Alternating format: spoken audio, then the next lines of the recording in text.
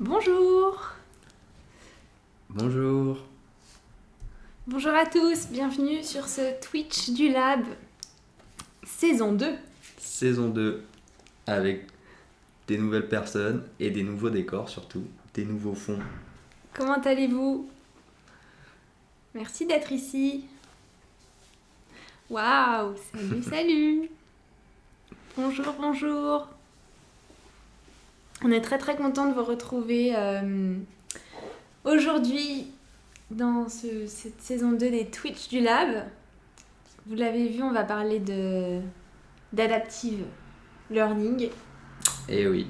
Bienvenue. Est-ce qu'il y a des personnes qui arrivent sur le Twitch pour la première fois aujourd'hui, pour la saison 2, la première de la saison 2? Bon, peut-être on peut recontextualiser un peu, on vous fait ces Twitch, oui, mais bienvenue. Bienvenue Hakim. Donc le principe, c'est beau, hein, c'est très beau, cette Ouais. interface, c'est vrai. C'est bien sûr Hugo qui a fait l'interface, qui a beaucoup travaillé là-dessus. Donc le principe des Twitch du Lab, c'est des décryptages, des discussions, des présentations sur des thématiques autour de l'apprentissage, autour des thématiques du Lab, et puis des choses un peu moins centrées sur nos thématiques aussi, vous verrez. Aussi, ouais. On aura des belles surprises avec des invités. Il y aura des invités. On vous en dira plus dans les prochaines semaines. Et puis, il y aura des formats un peu moins formels. Ouais. Merci, c'est le mot que je cherchais. Ouais, donc on vous a réservé plein de surprises, hein, en tout cas pour cette saison 2. On espère que ça va vous plaire et on est très content de commencer, très content de vous retrouver là. Exactement. Donc normalement, les Twitch du Lab, c'est tous les 15 jours, le mardi. De 12h à 12h30. De 12h à 12h30, ouais. Pendant la pause déj. Peut-être que tu peux couper, peut-être que ça prend le réseau de l'IFIS, peut-être, non, je sais pas. Et donc aujourd'hui, on va parler d'adaptive learning. C'est Baptiste qui va nous faire une présentation à ce propos. Bonjour. Bonjour. Donc vas-y Baptiste, je te laisse introduire ton sujet. Alors moi déjà, pourquoi je vais vous parler d'apprentissage adaptatif, d'adaptive learning, parce que c'est mon sujet de mémoire que je fais en alternance ici à IFIS Lab, aux côtés de Nora, de Louise et de MP à la régie de ce Twitch là. Donc voilà, petite dédicace à l'équipe. Et aussi avec la fac de Nanterre. Donc voilà, c'est un sujet de recherche qu'on mène depuis maintenant 1 an. Et du coup, on s'est dit que ce serait l'occasion là, de vous faire un petit récap, d'essayer de vous résumer tout ce qu'on a pu apprendre en 1 an, de façon facile, un peu conviviale. Je vais essayer de vous faire participer, vous me direz vous, et vous pouvez me dire dès maintenant d'ailleurs sur cet apprentissage adaptatif, vous, qu'est-ce que vous en avez, est-ce que vous avez déjà entendu parler de ce terme? Comment on vous l'a décrit? Qu'est-ce que ça représente pour vous? Qu'est-ce que ça veut dire? Est-ce que c'est un peu bullshit? Est-ce que c'est quelque chose qui va être trop bien mais c'est pas assez mature? Vraiment, il y a plein d'idées qui circulent. Donc, moi aussi, je suis très curieux de savoir si vous avez déjà entendu parler de l'adaptive learning. Ça se trouve même pas du tout. Oui.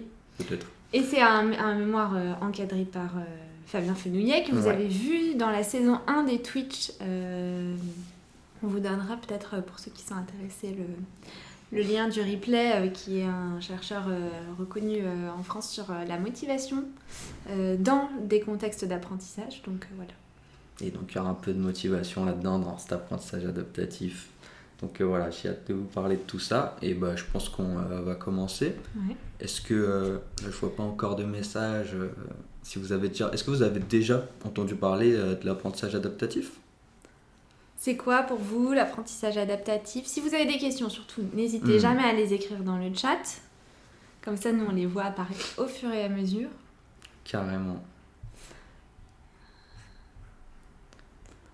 Donc, apprentissage adaptatif, il y a apprentissage et adaptatif. Qu'est-ce que ça peut vouloir dire? Non, jamais entendu parler. Tu vois, finalement, je me suis dit, tout le monde va me donner un avis différent. Un sujet vague. Un sujet jamais. Vague. Ok, non. Voilà. Super. Bonne surprise pour moi. Merci beaucoup de nous partager ça. Moi, j'étais en mode... De l'IA. Très bonne question. Yazid, évidemment, toi. Je sais que tu as déjà parlé. Après, c'est sûr que apprentissage adaptatif, peut-être on a entendu adaptive learning, adaptative learning. Personalized learning. On va aborder toutes ces questions de façon. On va commencer peut-être. Ouais, vas-y. Hop. Donc je vous partage mon écran. Vous verrez qu'on a des superbes transitions. En plus maintenant, en plus une superbe interface. Donc c'est génial. Du coup, voilà, l'apprentissage adaptatif, on va essayer de voir un peu aujourd'hui, est-ce que c'est une réelle innovation ou est-ce que c'est un peu un effet de mode, voilà, qu'on entend ou qu'on n'entend pas tant que ça finalement. Mais est-ce que voilà, ça a vraiment une plus-value ou est-ce que c'est un peu bullshit? Alors du coup on va commencer par le nom, parce que depuis tout à l'heure vous devez nous voir avec Louise, on est là, on vous dit plein de noms pour désigner la même chose. Donc voilà, adaptative learning, personalized learning, individualized learning, et en français c'est pas mieux, hein, c'est les mêmes mais c'est pas mieux, on ne sait pas lequel choisir encore, apprentissage adaptatif, apprentissage personnalisé, individualisé, donc vraiment il y a plein de noms. Et en fait ce qui est intéressant c'est que même dans la littérature, même les scientifiques actuellement, ils ne savent pas, ils sont pas d'accord pour donner un nom. Certains vont dire oui, adaptive learning, individualized learning, c'est la même chose, hein. Après tout, on adapte un peu l'apprentissage pour l'apprenant. Mais il y en a d'autres qui sont pas vraiment d'accord avec ça. Donc c'est Groff en 2017 qui nous dit que bah non, quand on personnalise un apprentissage, en fait on demande les préférences à quelqu'un, on lui dit bon bah tu préfères travailler sur PDF, ok je t'offre ça, c'est vraiment une préférence, on le personnalise pour toi. Alors que l'adaptive, lui, va nous dire non, ça par contre, c'est un peu du ressort de la machine. C'est par exemple, je fais mon petit questionnaire après avoir lu mon contenu, j'ai eu faux, hop, la machine, 2 minutes après, va me ressortir la question pour que je me réentraîne. Et là, on serait dans l'adaptive learning et plus dans le personnalisé parce que c'est plus vraiment un choix de l'apprenant. Et on reviendra sur cette question de choix de toute façon bientôt. Oui. Non, c'est sûr que c'est toujours il y a certains concepts comme ça, on voit qu'il y a plein de mots pour en parler, les définir, mais en fait, c'est pas exactement la même chose, mais en fait, c'est un peu la même chose. Et ça, d'après moi, ça montre aussi le fait qu'on est tout au début de conceptualiser quelque chose de nouveau, finalement. Évidemment, tu fais bien de le dire, parce qu'en fait, on le reverra après, mais ça part d'un concept ancien, mais c'est très nouveau ce terme adaptive learning, et comme tu l'as dit, on ne sait pas trop quoi employer, parce que même dans la recherche, quand on regarde les méta-analyses, en 2000 on n'avait que 10 articles, en 2010 par an, en 2010 on avait une 60aine d'articles par an, et là en 2018 on était quand même à plus de 110 articles, donc on voit bien qu'il y a une évolution exponentielle de ce sujet, et qu'il est quand même, comme tu l'as dit, très nouveau, et qu'on a un peu de mal à se mettre d'accord pour l'instant. Ouais. C'est pas très clair dans la tête de tout le monde. On va le voir, de toute façon, il y a plein de chemins pour y aller et il n'y a pas de bonne réponse encore actuellement. Et c'est pour ça que c'est intéressant de discuter avec vous, que j'aime aussi recueillir vos avis. Vous, comment vous voyez, qu'est-ce que vous allez penser de ce que je vais vous dire, et on va essayer de décrypter ça un peu tous ensemble. Bon, finalement, c'est quoi l'apprentissage adaptatif? En plus, personne n'a jamais entendu parler en fait. Bah oui. Qu'est-ce que c'est? Donc, si tu peux nous éclairer. Je vous laisse imaginer déjà que, bon, voilà, vous avez vu que le nom, on n'est pas d'accord. Donc, je vous laisse imaginer qu'une définition, ça va être encore plus dur à se mettre d'accord. Ouais. Je vous ai pris une définition très générale. On trouve un mini consensus sur cette définition, même si c'est pas le cas. En tout cas, elle est très globale. Moi, c'est ça que j'aime bien. C'est pour ça que je vous la présente aujourd'hui. Et on va la décrypter ensemble en 2 fois. Donc la première fois, on va la lire en entier déjà. Donc l'apprentissage adaptatif, c'est une méthode éducative permettant de personnaliser les ressources et les activités d'apprentissage afin de répondre aux besoins uniques de chaque apprenant.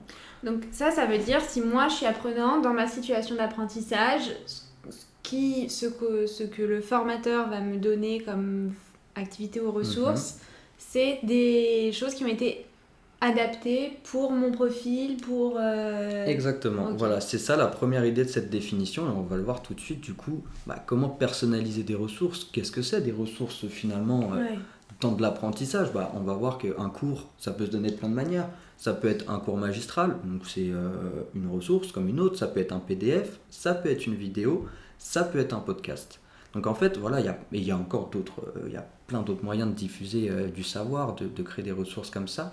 Et en fait, là, ce qu'on veut proposer dans l'apprentissage adaptatif, c'est de donner la ressource qui correspond le mieux à toi. Par exemple, tu as dit tu es apprenante, demain tu habites loin, tu as un long temps de transport et tu passes par des endroits où il n'y a pas beaucoup de réseau, tu sais que tu aimes bien t'écouter tes petites leçons dans le train tranquillou, et bah tu vas dire bah voilà, moi je préfère le format podcast, je peux me le télécharger facilement avant, je peux le lire sur mon smartphone, c'est quand même agréable, alors qu'une vidéo, voilà, certains vont préférer avoir le plein écran, ça nécessite une connexion, et ça peut aussi être purement personnel. Voilà, moi j'ai l'impression, bon, peut-être qu'il y aura un Twitch pour démonter cette idée-là, mais moi j'ai l'impression d'être plus auditif. Ouh là Voilà, là. je préfère qu'on me parle plutôt que de lire. En tout cas, je vous rassure tout de suite, ça n'existe pas, mais rien que le croire. On peut préférer, voilà, c'est offrir une plus grande variété de choix, et ça peut être, on va le voir, soit est-ce que ça va être de la liberté, est-ce que ça va être du choix, ou est-ce que ça va nous être recommandé directement par une machine, et ça va être très intéressant. Vous, par exemple, si jamais vous deviez faire une condition d'apprentissage ou suivre... Par exemple, c'est Twitch, finalement, c'est aussi de la vidéo, c'est du live. Est-ce que vous préféreriez en podcast? Est-ce que vous aimez bien le format live? Est-ce que vous préféreriez qu'on vous écrive sur un blog? Même pour ce genre de format, on peut imaginer plein de choses différentes. Mais même une vidéo, peut-être le live et la vidéo YouTube, on peut retourner en arrière. Ça peut aussi être de modalités différentes qu'on aime plus ou moins. Là, ça va vite. Peut-être on peut pas faire de retour en arrière. Peut-être un petit peu. Non, je pense pas. Ok, bon voilà, donc c'est encore une modalité différente. Mais en plus des ressources, on a aussi comment personnaliser ces activités. On voit que ça peut être pertinent aussi de personnaliser des activités. Pourquoi ? Parce qu'on a différents profils. Par exemple, quelqu'un qui ne va pas être forcément à l'aise pour parler, pour restituer quelque chose qu'il a appris, on va éviter de le passer dans la condition là, de la présentation. Donc c'est le deuxième pictogramme, ou quelqu'un qui est vraiment aussi assez sensible sur ses performances d'apprentissage, on va éviter de lui faire un test peut-être qui est trop abrupt, où on va lui dire faux, t'as 4 sur 20. C'est vrai que quand on commence un sujet, on n'est pas à l'aise avec le sujet, c'est peut-être pas top. Du coup, il faut peut-être mieux opter pour un petit quiz qui va être vachement... qui va être là, bon, oui, t'as eu faux, mais c'est pas grave, revois cette partie de la leçon. On peut personnaliser quelqu'un, ou quelqu'un qui aime le challenge, justement, on va le faire confronter ses pairs directement. Et il y a une étude qui est vachement marrante pour personnaliser les activités.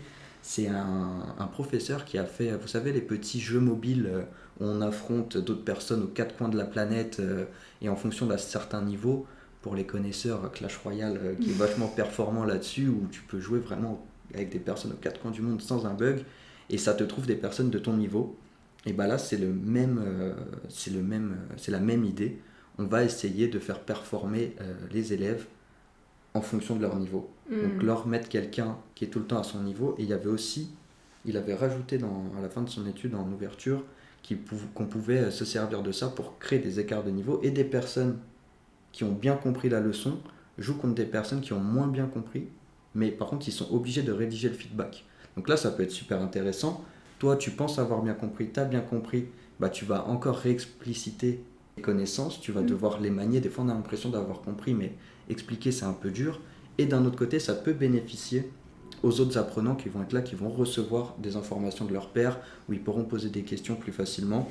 Donc voilà, personnaliser des activités par aussi des niveaux, ça peut être super intéressant, et on voit bien qu'il y a plein de moyens de le faire, comme pour les ressources finalement. Oui, et finalement associer ce niveau de challenge à mon niveau de connaissance, à mon niveau de motivation, tout ça, ça fait sens ça fait aussi sens dans la recherche.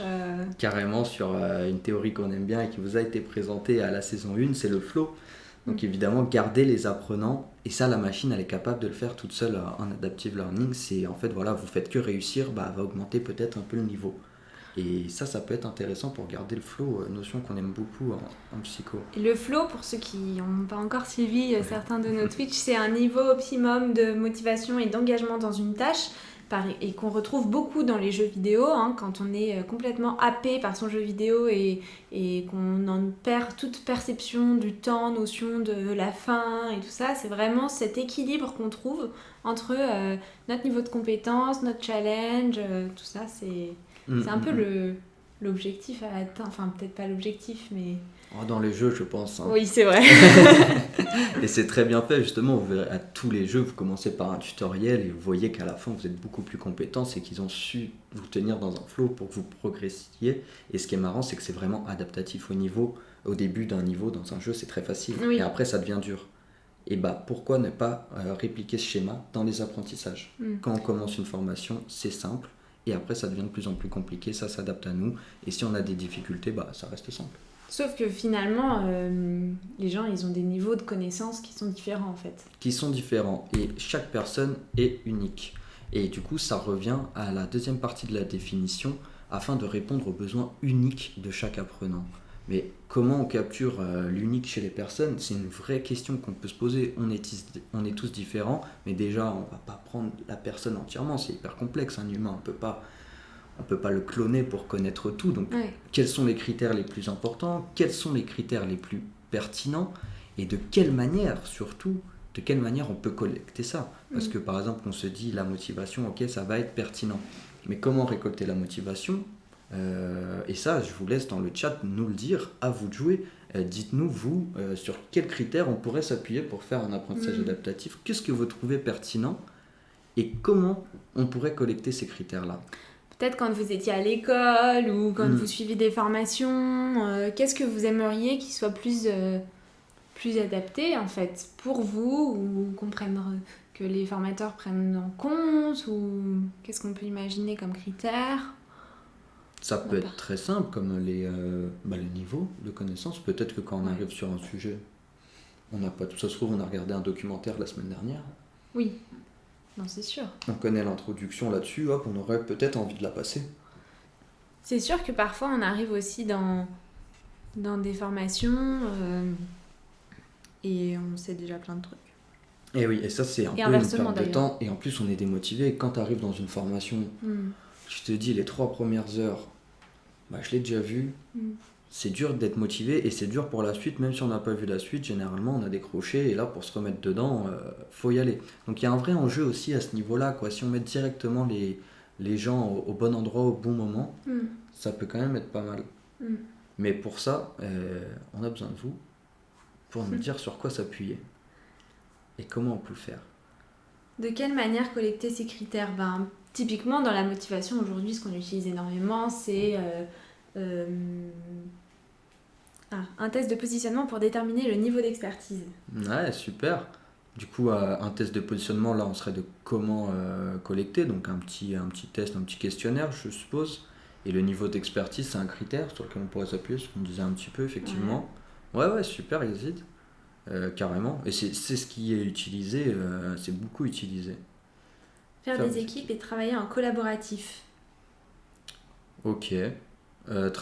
Faire des équipes, est-ce que c'est un critère ou est-ce que c'est une manière de collecter? Je sais pas si ça rentre forcément dedans, mais en tout cas c'est sûr que ça c'est super bien de faire ça. Travailler en collaboratif également, on peut en apprendre plein de choses sur les personnes. Est-ce qu'ils aiment bien déjà? Oui, c'est ça, on pourrait imaginer pédagogie par projet. Pour se motiver. Ah oui, donc d'abord on mesurerait la motivation et... Pour se motiver en équipe, ok, ouais, superbe idée. La pédagogie par projet. Donc ça, ce serait peut-être qu'on pourrait imaginer mesurer la préférence des gens pour tel type de pédagogie ou tel type de pédagogie. Ouais, carrément. Et par projet, même par matière. Peut-être moi, je suis étudiant et j'adore les maths. Tiens, j'adore les maths, mais par contre, je déteste le français. C'est vrai que là, ça va être super important de se demander... de garder en tête qu'on peut être très motivé pour une matière, mais pas l'autre. Oui, et puis par projet, c'est mener des... faire des dossiers sur des choses. Ouais. Effectivement. Ouais, du coup... avoir un objectif final à réaliser tout au long du semestre. Ou trimestre, ou formation. Tout au long de la formation. Affiner en amont le profil des apprenants. Ah, ça c'est très intéressant. C'est très intéressant ce que tu nous dis, Hakim, aussi. Parce que affiner, parce qu'il y a toute cette question-là, comment c'est intéressant. Et là, ça devrait être complémentaire à ce que dit Yazid. On a un test de positionnement. Très bien. Mais ensuite, nos connaissances, elles évoluent. Et là, effectivement, c'est super intéressant d'affiner le profil. Ah non, en amont. Oui. Ah, pas au... tu vois, je suis parti trop dans les trucs. Non, mais c'est bien mais en amont affiner aussi. Au fur... Oui, déjà, il faut le faire en amont avant de pouvoir le faire de manière dynamique. Et oui, parce que ça aussi, on aime bien. Enfin, ils aiment bien dans la recherche. C'est la méthode, en fait. Il y a 3 méthodes. Il y a la méthode des questionnaires, donc en amont. Donc, comme vous avez dit, Hakim et Yazid. Et il y a aussi la manière dynamique. dont j'ai un peu spoil. Mais du coup, c'est tout au long de la formation, garder, suivre l'évolution de l'apprenant tout au long du... Oui, voilà, voilà. exactement ça. Ouais. Exactement. Des évaluations récurrentes pour s'adapter. Bah écoutez, Yazid et Hakim, vous êtes sur la même longueur d'onde. C'est vraiment parfait. En plus, vos messages sont en même temps, c'est... Donc oui, tout à fait. En fait, c'est ça. C'est une fois qu'on a déterminé un niveau préalable, étant donné qu'on suppose que pendant la formation, ils vont quand même apprendre des choses. Voilà. Donc il faut garder ensuite ce niveau pour les réajuster. Et en plus, des fois, on peut très bien commencer et d'un coup, bam, le dernier point, on ne l'a pas compris. Et donc là, c'est important d'avoir un système qui est quand même assez réactif si on veut arriver à de la performance. Tu sais quoi, ça me fait penser, juste, je pense à quelque chose qu'on fait beaucoup en formation, c'est d'évaluer en amont les attentes des apprenants pour, idéalement, adapter le contenu ou les exemples. Moi, j'ai vu beaucoup de formateurs faire ça, adapter les exemples de la formation aux attentes ou au contexte de professionnels des apprenants. Donc, en fait, c'est déjà une première étape d'adaptative learning. Et oui, après, on va se méfier justement de ça. Parce que adaptive learning, bon, vous n'avez pas entendu parler. Mais il y en a beaucoup qui aiment bien dire qu'ils en ont fait. Ouais. Et finalement, on se rend compte que c'est peut-être un peu limite. Mais avant ça, on va se demander, on va se poser cette question. Finalement, là, tout ce que je vous ai dit, et là, Louise, voilà, tu me l'as dit, c'est pas nouveau, demander les attentes. Pourquoi tout ce boucan? Pourquoi ce truc-là, ça fait autant de bruit? Pourquoi dans ma bulle? En tout cas, pourquoi c'est nommé innovation? Il y a un petit peu voilà, de ça c'est aussi. Ça. Quoi. Pourquoi? C'est parce qu'en fait, ça repose sur la pédagogie différenciée qui existait bien avant. Et en fait, ça vient fusionner avec les nouvelles technologies. Donc, la pédagogie différenciée, c'est quoi? C'est en gros, c'est ton professeur qui va venir un peu prendre la température auprès de chaque élève. Sauf qu'on arrive assez vite à une limite. Un professeur, s'il a une classe de 30 élèves, ou même plusieurs classes de 30 élèves, connaître tous ses apprenants, ça devient compliqué, surtout si on veut faire quelque chose d'un peu plus poussé. Donc ça existait déjà, mais ça n'a jamais vraiment marché, parce que la charge de travail que ça demandait, c'était inhumain en fait. C'est coûteux quoi. Ouais. C'est coûteux et c'est même impossible parfois pour un professeur de collège par exemple qui a plusieurs classes, c'est impossible. Du coup en fait l'IA que vous avez cité plus tôt, mais on verra que pas nécessairement, ça vient, en tout cas les nouvelles technologies viennent aider les professeurs dans des cas d'adaptive learning qui vont venir délivrer des informations sur les apprenants. Ça marche beaucoup dans la recherche où ça vient envoyer des signaux aux professeurs, par exemple, oui, attention, tel apprenant ne s'est pas connecté depuis 3 semaines. Relancez-le. La machine ne va pas relancer automatiquement, mais en fait, on va prévenir le professeur. Parce que les technologies, elles ne sont pas assez mûres. Aujourd'hui, une IA ne peut pas venir te parler, ou même ça pourrait peut-être être énervant. Les relances automatiques, on en reçoit tous, des fois, que ce soit sous forme de promotion ou quoi. Bon, voilà, ça ne nous fait pas beaucoup d'effet, mais peut-être, on se dit, si c'est le professeur qui vient directement qu'à ces informations-là, ensuite, il peut parler comme un humain, ça fait quand même un peu plus plaisir, surtout si on est démotivé. Déjà, si on est démotivé dans notre formation et qu'on nous envoie un robot nous parler, ça donne pas trop envie de continuer. Et puis, on peut l'ignorer facilement. Et puis, c'est très facile à ignorer. C'est un peu plus gênant d'ignorer son professeur, c'est sûr. Et ça a fait beaucoup de bruit aussi parce qu'on a quand même des résultats qui sont très encourageants sur l'adaptive learning. Ah oui, donc la recherche quand même commence à... La recherche, elle a des résultats très disparates. Ok. Tout le monde nous dit que c'est bien.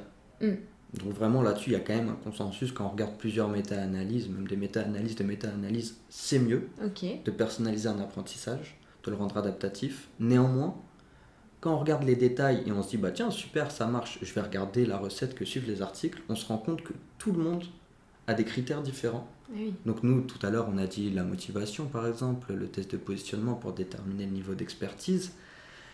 Et bah déjà il y a plein de choses différentes et en plus même quand ils disent la même chose, il y a des méthodologies différentes parce qu'on peut récolter aussi des données de manière différente. Oui. Donc à ce niveau-là, on voit que c'est mieux mais c'est compliqué de mettre... de trouver vraiment répliquer une étude, c'est impossible, ça doit être possible, mais en tout cas c'est très tôt. Moi personnellement, en 1 an de recherche, j'ai pas pu voir une étude répliquée dans de l'adaptive learning. Et oui, et même quand je voyais motivation, c'est beaucoup sur les styles cognitifs, à voir aussi la pertinence vraiment dans les apprentissages de choisir le style cognitif, mais même sur des thèmes plus restreints comme la motivation, personne n'a la même méthodologie, c'est assez impressionnant. Donc finalement, c'est pas transférable aujourd'hui. C'est un peu tôt pour le transférer, c'est ça que tu veux dire? Ce que je veux dire, On c'est sait pas que comment le faire. on a l'impression que ça marche. Chacun essaye à sa sauce, mais on n'a pas de consensus, on n'a pas un plan à suivre. Comme Ouais. par exemple, on pourrait avoir des recommandations. Par exemple, on prend l'ergonomie de Meyer. On a un plan à suivre. On veut rendre notre PowerPoint plus lisible. On a une démarche. Oui. Aujourd'hui, avec l'adaptive learning, on n'a pas de démarche propre. C'est un peu tôt aussi. C'est un peu tôt, effectivement. Faut pas oublier que c'est nouveau. Mais voilà. Mais du coup, moi, ce qu'on va vous proposer avec Louise, c'est de créer notre système, notre système adaptatif, d'adaptive learning. Donc là, dites-nous, vous, est-ce que vous voudriez une plateforme qui s'oriente plutôt vers les apprenants? Donc on va chercher leur motivation, leur niveau d'expertise, comme vous m'avez dit. Ou est-ce qu'on va plus prendre une approche plateforme, où là, on va essayer de rendre la machine le plus intelligent possible en faisant des rappels. Si on a eu faux, bah tiens, on te remet cette question demain, ou tiens, on te fait un rappel automatique. Mais on a discuté du rappel automatique, peut-être que c'est pas top. Voilà. Comment on va récolter la data? Donc, est-ce qu'on va mettre des questionnaires? Est-ce qu'on va suivre? Est-ce qu'on va faire les deux? Voilà. Comment vous voudriez faire, vous, dans votre système idéal? À quelle fréquence? Vous pouvez nous dire à quelle fréquence on récolte la data? Et quelles particularités où on se penche là-dessus, vraiment, si on va creuser la motivation, creuser l'expertise, mettre les deux, ou on va peut-être chercher le bien-être, tiens, pourquoi pas. Ah, c'est une bonne idée. Ouais. C'est une... Ou c'est une bonne idée. ou ses buts, on va chercher les buts de l'apprenant, qu'est-ce qu'il vient faire dans cette formation, Ouais. et peut-être que, bah tiens, hop, on te donne tes buts directement, Oui. on cherche pas à te faire 2 heures de formation, t'es venu chercher cette information, tiens, et à plus. Tu vois, après ça peut être ça, peut être une vision de la formation, tu vois, très, Oui, c'est vrai. t'as une question, t'as une réponse, et puis voilà. Et une question, un peu, on va discuter un peu ensemble, c'est les limites. Quelles pourraient être les limites de l'apprentissage adaptatif? Je vais vous laisser réfléchir un peu à ça, mais vous pouvez me dire déjà si vous voyez des limites, si vous vous dites Ouais. que oui, ce qu'il dit depuis tout à l'heure, quand même, attention, ce serait pas top dans tel ou tel cas. N'hésitez pas à me le dire aussi, on a des idées, on va en parler un peu tous ensemble de notre côté aussi. Mais voilà, si vous voyez des choses, n'hésitez pas, on peut partager, les autres personnes voient vos commentaires aussi, on peut réagir aux commentaires des autres, et pour voir, vous, Ouais. qu'est-ce que vous mettriez là-dedans? Qu'est-ce que vous aurez aimé comme système adaptatif, vous, quand vous étiez en cours ou quand vous êtes en formation aujourd'hui? Ouais. Il y a aussi un peu de... Peut-être une question sur comment cela modifie les usages, à la fois ceux des apprenants mais aussi des enseignants. Bah effectivement, là, ça peut modifier à plusieurs niveaux, comme tu as dit, au niveau des apprenants, sur comment on va appréhender notre plateforme, qui peut être LMS, qui peut être autre chose, comment on va appréhender ça. Voilà, on est dans un système, est-ce qu'on va être bien entouré? Est-ce qu'on n'aura pas l'impression que voilà, c'est trop automatisé? En tout cas, dans quelle limite on accepte de les modifier? C'est très intéressant. Mmh. Même pour les formateurs, je pense, mine de rien, c'est penser aussi la pédagogie d'une manière un peu différente, et puis aussi de lâcher un peu le contrôle. Hein. Moi, j'ai vu quand on a essayé de faire des choses adaptatives, et c'est plus dur qu'il n'y paraît. C'est-à-dire, j'adhère complètement à l'idée, mais en fait, quand on crée du contenu et de la formation et tout ça, donc c'est... Et je pense que c'est intéressant aussi de l'amener, mais ça c'est un peu l'enjeu des nouvelles technologies aujourd'hui, c'est pas de venir remplacer la personne. L'adaptive learning, comme je vous parlais au début du live, d'un petit outil qui venait alerter le professeur, ça peut totalement être ça. C'est qu'il faut modifier les usages chez l'enseignant.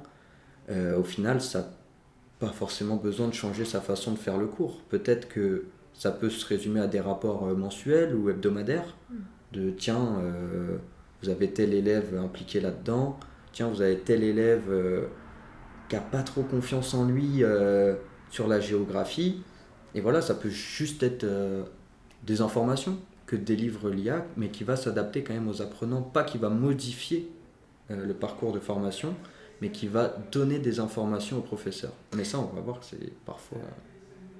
Bon, t'as déjà quelque chose? Non, j'allais dire c'est intéressant parce que finalement c'est aussi des questionnements qu'on avait eu beaucoup autour de l'intelligence artificielle et Mhm. comment l'intelligence artificielle modifie les usages et comment on intègre l'humain au cœur de ce genre de système et tout ça.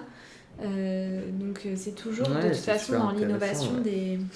Ouais, effectivement. Et ça fait partie des limites, je pense aussi, de... Mais totalement, mais il y a même des études, une des études dont je voulais vous parler, où des participants ont carrément nommé l'effet Big Brother, quand Ah ils oui. avaient une technologie adaptive à leur côté, parce que ça récoltait tout. Et l'adaptive learning, il est aussi capable de récolter. Bon, ça, les plateformes LMS aussi, mais bon, c'est peut-être moins clair pour tout le monde. En tout Ouais. cas, dans l'étude, on avait dit tout ce que ça récoltait, et ça récoltait les temps de connexion, ça récoltait le nombre de clics, le nombre de secondes vues par slide. Donc en fait, ça fait beaucoup d'infos Mm. et ça en fait flipper certains. Ce qui était Normal. super bien fait, c'est qu'on avait demandé avant et après. Et quand les gens avaient vu ça, au final, ils étaient quand même contents qu'on utilise leurs données pour personnaliser. Alors, Ah, donc c'est toujours une question de balance en fait, finalement. c'est Un ça, et c'est une équilibre et question tout ça. aussi d'expérimentation. Un peu, quand on connaît pas, ça peut faire un peu peur. Après, si on a expérimenté, on trouve que c'est bien. Ouais. Voilà. Donc que dit Yazid? Je retrouve fréquemment des solutions dites d'adaptive learning qui finalement ne font que présenter le contenu dans un ordre différent selon le niveau de connaissance. Pouvons-nous considérer cela suffisant pour parler d'adaptive? Le cas échéant, est-ce qu'il y aurait alors des degrés d'adaptive? Ça, effectivement, c'est quelque chose qu'on retrouve énormément. Finalement, voilà, une telle entreprise qui va se dire je fais de l'adaptive, et oui, comme tu as dit, ça va présenter le contenu différemment. Moi, ce que j'ai vu aussi, c'est vraiment question tafo, il te repose la question, quoi. Hmm. Il te dit voilà, je m'adapte à la difficulté des apprenants. Bon, C'est sûr que c'est toujours un continuum en fait, c'est finalement. ça, jusqu'où on peut pousser. Hmm. Ouais, ça va nous dire aussi, il y en a aussi qui vont nous dire on prend ça en compte, ça en compte. Mais bon. Hmm. La question de la mesure aussi. Est-ce que c'est vraiment pris en compte? On va bien aimer nous dire oui, on n'a plus de tant d'algorithmes qui fonctionnent derrière ça pour vous livrer quelque chose de très personnalisé. Hmm. Faut se méfier. Finalement, en résumé, si tu devais résumer toutes ces informations en 4 points, je sais pas, En j'ai dit 4 au points. hasard. Bah, bah, je vais pas faire en 4 points, mais je vais essayer de te résumer ça. Ouais, En gros, c'est un domaine qui est vraiment nouveau, ouais. qui est aussi assez intéressant, ce qui vient croiser la psychologie, mais aussi toute la technologie. Hmm. Donc ça nous pose plein de questions. Faut se méfier avec tout ce qu'on vous dit là-dessus. C'est de l'adaptif, c'est de l'adaptif. On a vu que au final, l'adaptif, ça comprend l'apprenant, la plateforme, la récolte de data, que ça peut prendre énormément de choses et qu'il faut être clair sur ce que ça prend en compte et qu'il y a aussi des limites. Faut pas accepter cette techno comme ça sans se poser de questions. Comment les apprenants vont le voir, c'est aussi des questions auxquelles il faudra répondre et la recherche a grandement sa place dans ce domaine Ouais. parce qu'il y a plein de questions sans réponse. Même moi aujourd'hui, je suis incapable de vous affirmer que telle proposition est bonne. Aucun expert peut vous dire que tel choix sera le meilleur. Pour l'instant, c'est encore trop précoce. Il y a encore plein de recherches et il y a plein de belles idées qui arrivent en tout cas aussi. Trop bien. Et on parlera bientôt des impacts aussi de toutes ces recommandations, parce que là, Ouais. toutes ces recommandations, toutes ces datas, on en parle dans le cadre de l'apprentissage. Mais bon, c'est aussi présent dans vos sphères personnelles, Oui. quand vous ouvrez Spotify, quand vous ouvrez Netflix, et on reviendra 15 jours. dans 15 jours pour voir quel impact toutes ces recommandations peuvent avoir dans votre vie. Ceci dit, reste avec nous pour la dernière... je sais pas Eh comment oui. on change. Voilà. Donc on vous remercie. La dernière slide, on vous remercie évidemment. Peut-être que certains d'entre vous ont remarqué, les plus aguerris d'entre vous, ont remarqué qu'une nouvelle recrue a fait son apparition dans nos présentations, nos mails, C'est cette petite fée qui est en fait notre nouvelle mascotte qui a été aussi designée par Hugo Fenouillet. On lui cherche un nom en ce moment, donc si vous avez des propositions, n'hésitez pas à nous les mettre ici ou à nous les communiquer sur LinkedIn ou par mail ou comme vous avez envie. Qu'est-ce qu'on peut dire sur cette petite fée ? On est très content qu'elle rejoigne l'équipe. Oui. Et on est très content, on espère vous l'animer bientôt peut-être plus dans les slides ou la mettre peut-être dans l'interface, pourquoi pas l'intégrer dans l'interface. Là-dessus, on compte sur vous pour nous donner des petites idées aussi avec cette fée. Lui trouver un nom quand même, la pauvre, ça fait... Ça Ça fait fait quand même quelques une semaines. semaine, là, ouais, plus qu'à aller en recherche de noms. N'hésitez pas sur le profil de Nora LinkedIn où il y a un endroit spécial pour déposer son petit nom. Oui. Isis, le Isis. prénom. On note. Il On faut qu'on note. en débriefe en équipe, vous imaginez bien, On a c'est quoi une... on a 6 filles aussi. On a Ifis à l'envers. Non, Sifi. non, Ifis. Attends, Ifis à l'envers. Sifi. Fissi. C'est trop dur à dire, je crois. Donc, Il faut qu'on débriefe en équipe, on peut pas prendre Tekna. Ah oui, ça a déjà ouais, été elle a fait proposé. Tekna aussi. Cette décision tout seul. Le peuple. Et finalement, cette fée, c'est un peu le condensé de toute notre énergie, tous nos projets, toutes nos couleurs, toutes nos émotions aussi. Elia, elle très et bonne Ia. idée, ça. C'est une très bonne idée. Elia, très J'aime sympa. bien Elia. Je vais les noter. Ouais, carrément. Note. Faudra faire un petit vote. On vous fera peut-être un petit vote sur LinkedIn, carrément. Ouais. On verra comment on va. Tekna. Bon, ben merci pour vos propositions.